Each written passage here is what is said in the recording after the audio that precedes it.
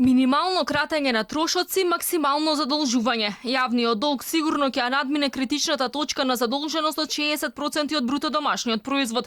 Ова е предвидено во вториот ребаланс на буџетот годинава, кој е рекордно најголем во историјата на Македонија. Расходите достигнаа нов плафон, надминаа 4 милиарди евра, додека приходите се речиси исти 3,2 милиарди евра.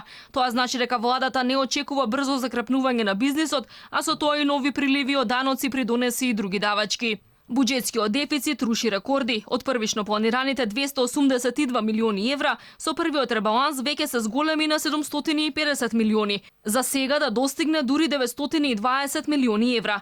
Дупката во државната каса се зголемува за 170 милиони евра. Владата која веќе издаде евроврзница од 700 милиони евра, сега ќе се задолжува на домашниот пазар. Најверојатно 100 милиони ќе бидат од депозити, а дополнителни 100 милиони евра задолжување кај домашните банки.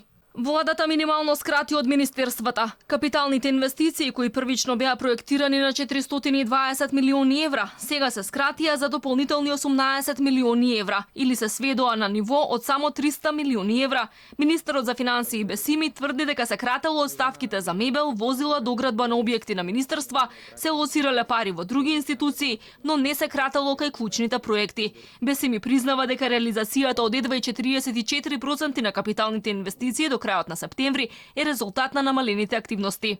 Дупката во државната каса само досега изнесува 5,3% од БДП. Владата тврди дека рекордно најголемиот дефицит кој до крајот на годината треба да достигне 8,4% од БДП бил на процентуално ниво како и кај другите европски држави. Се очекува рецесија од 4,4% годинава. За разлика од нас, меѓународните финансиски институции се поголеми песимисти. Неодамна Европската банка за обнова и развој излезе со проекција за економски пат на Македонија од 5%.